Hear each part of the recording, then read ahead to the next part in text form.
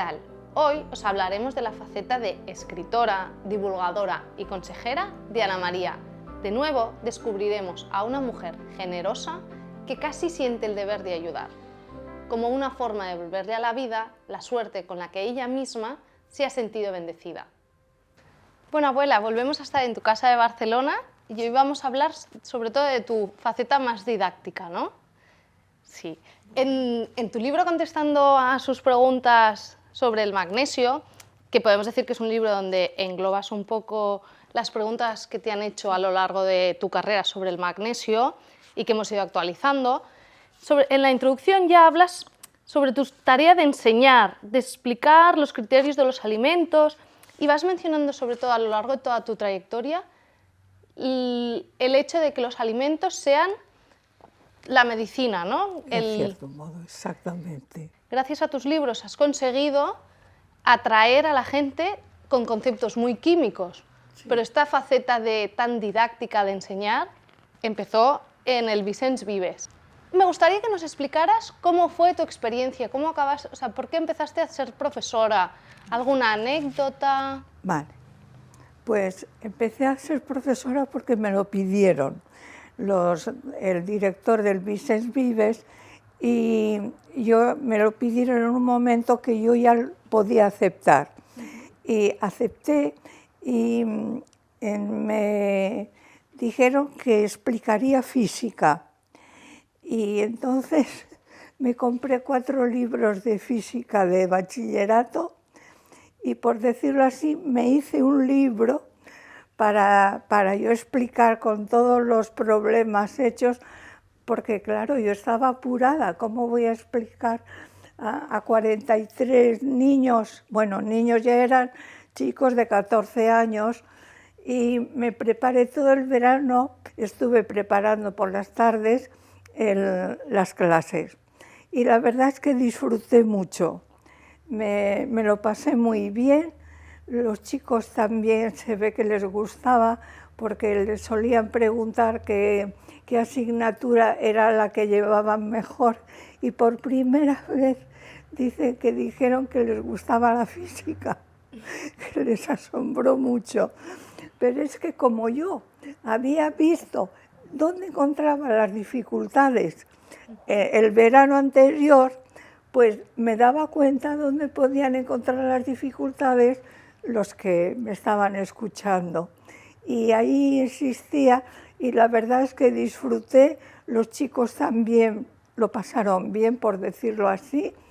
Y luego hacía falta una profesora de ciencias naturales y eso fue también para mí una suerte enorme, porque tuve que explicar anatomía y fisiología humanas, botánica, zoología y geología.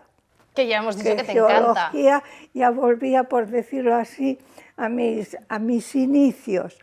Y sobre todo la anatomía y la fisiología humana, pues para mí fueron, por decirlo así, el soporte de todo lo que he llevado luego, porque claro, ya conocía la fisiología, me la había repasado bien, disfruté mucho. De geología estudié lo que afortunadamente a los niños no les explicaba porque me gustaba y tengo una experiencia muy agradable de aquellos años. Todos podemos sacar como conclusión de que eras una profesora que disfrutaba enseñando.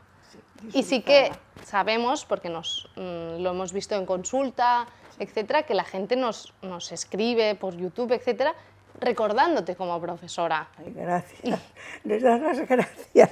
Pero a mí me gustaría que me explicaras una anécdota que nos explicabas los domingos cuando comíamos, que ahora te hará gracia, de ese niño que estaba en reválidas, que tenía que... Ah, sí. Explícanos esta historia, porque es muy divertida. Había un chico que no hablaba muy bien.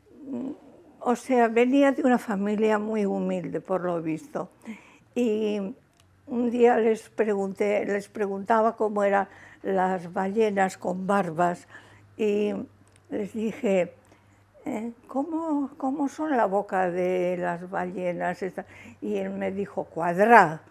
Y todos se echaron a reír. Les dije, yo te he entendido. Y vosotros, cuidadito. El chico lo que ha dicho tiene razón. Se ve la boca de la ballena cuadrada. Y luego acabó el curso. La verdad es que le suspendí porque, pues la verdad iba muy mal. Les dije, mirad, este chico tiene que ir a formación profesional, porque este chico puede ser un buen operario y es un mal estudiante. De modo que les dije, les aprobamos todas. Les aprobas tú la de gramática, tal, todas. Les aprobamos todas. Y bueno, pues el chico, claro, quedó contento y fue a formación profesional, que era lo que le convenía hacer y seguramente además lo que le gustaba. Y luego, pues yo me vine a Barcelona y un día que iba por Gerona, por la Plaza Marqués de Camps, iba yo caminando y oía que llamaban, señorita, señorita.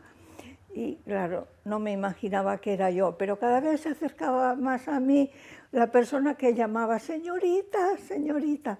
Era el chico que estaba muy contento, había hecho formación profesional, le había ido muy bien y se había dado cuenta y quería darme las gracias. La verdad es que es una anécdota que has explicado muchas veces en casa, pero yo creo que públicamente... Es que emociona. Sí, ¿verdad? Sí, porque una persona tiene que hacer aquello para lo que está capacitada.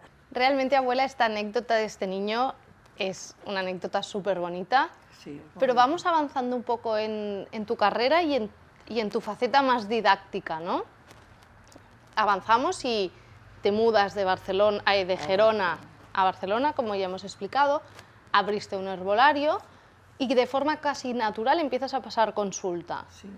¿Y qué es lo que más te gustaba cuando tenías las consultas de forma presencial? Pues la verdad es que me gustaba escuchar a la gente, porque aunque venían a consultarme a mí, yo también aprendía con ellos.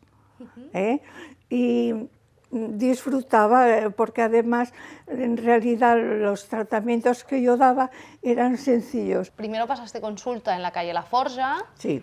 Y abriste consulta en la calle Aribau. Después de tantos años, porque son casi 40 años pasando consulta aproximadamente, sí. ¿Tienes alguna anécdota que nos quieras explicar? Es muy larga. Hay una corta que me vino a ver una médico holandesa que había leído mi libro del magnesio en holandés. Me vinieron a ver dos químicos de París. Y él era químico del ejército y la señora era química en un laboratorio y querían hablar conmigo de lo que habían leído. Y vinieron desde París. Y luego hay otra que es larga, que es la de un belga, que tiene que ser larga. Era una señora colombiana, muy guapa, casada con un belga que vivían en la parte hacia el norte de Bélgica. Él es químico de una empresa de gasolinas, de petróleo, de una empresa petrolera. Y ella tenía artrosis y sus hermanas desde Colombia le dijeron, si tienes artrosis, no te quedes en Bélgica, no vayas a Francia, vete a España a ver a esta señora. Me pidieron consulta, vinieron, durmieron aquí ya en Barcelona y vinieron por la mañana. Y cuando llaman a la puerta, entra la señora y él ni me mira y había dos sillones laterales y el señor se sentó en el sillón lateral y se puso a mirar al techo. Ni me miró la cara, estaba enfadado conmigo. Entonces la señora le pregunté, porque siempre preguntaba, ¿usted qué desayuna, qué come, qué cena y a qué horas? Y resulta que el señor madrugaba, se iba a su empresa y la señora, hasta que venía él por la tarde y cenaban a las 7, pues pasaba el día tirando pues con una galleta, con zumo de naranja o con un vaso de leche, comiendo cositas, seguramente, ¿no? Y no hacía una comida que podríamos llamar en serio hasta las 7 de la tarde. Claro, entonces la señora pues tenía artrosis. Entonces, cuando ya ella me explicó eso, yo le dije a él, usted es químico, venga aquí, siéntese aquí.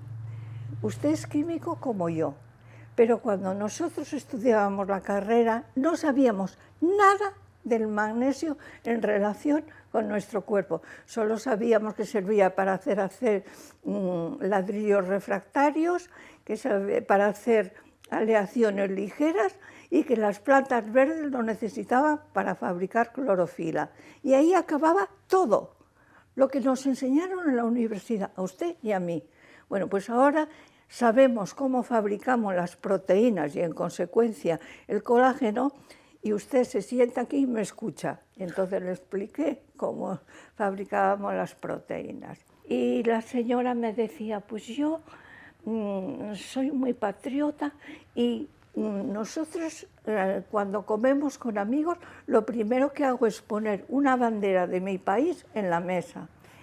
Y ellos, que son de un país chiquitito, y me hizo esto, que es el tamaño que sale Bélgica en todos los mapas. Sale al lado de Francia, y sale Francia, sale Bélgica y sale Holanda. Y me dijo, ellos que son un país chiquitito, no se entienden los balones con los otros. Y yo le dije, mire, Bélgica ahora es un país pequeño, pero en tiempos de Julio César, los belgas ocupaban casi toda Francia. Y el otro me empieza a mirar y le dije, y Julio César lo dice en la Guerra de las Galias. Y entonces empecé, Galia omnia, y oigo que él empieza a decir conmigo, Galia omnia es divisa in partes tres, quarum una incolum belge, alian aquitani, tertia quipsorum lingua pelantur celte. La colombiana entonces estaba así. Como yo ahora. El señor me miraba como si fuera la Virgen que hubiera bajado a la tierra. Estaba como si tuviera devoción de ver que yo le estaba explicando a su mujer que en tiempos de Julio César decía que los belgas ocupaban casi toda Francia. Y nada, a partir de ahí, bueno, ya la cosa ya acabó, ya se iban. Cuando se iba a mi lado, me dio un abrazo al despedirse, cuando no me había querido ni mirar a la cara, y se fueron. Realmente has pasado mucha consulta, pero yo creo que a quien le has pasado más consultas ha sido a mí. Hombre, claro. Porque hemos hablado de consultas, hemos hablado de dietética, de todo. Me has enseñado a entender la dietética, pero yo creo que al final lo que más me has enseñado es que la palabra no lo entiendo no existe. Al final contigo todo se entiende. Hay cosas que no se saben, pero cuando se van sabiendo se entienden. Yo siempre digo que la química te ayuda a entender las cosas, siempre que la química haya llegado a descubrirlas. Abuela, tú a mí me has transmitido desde siempre la pasión por esta profesión, pero sobre todo la pasión por la dietética. Tú, al final, ¿cómo te formaste en dietética? Tengo entendido... Comí diabetes. Cuando comía muy mal, hice una diabetes tipo 2 y entonces empecé a pensar, en realidad yo ya entendía por qué tenía la diabetes, porque comía muchos hidratos de carbono y me saltaba la carne. Y en realidad, pues luego ya me dediqué más a la química, luego con la anatomía y fisiología humana, y luego ya me dediqué a la bioquímica, porque a partir del año 84 ya había bioquímicas, de verdad, buenísimas.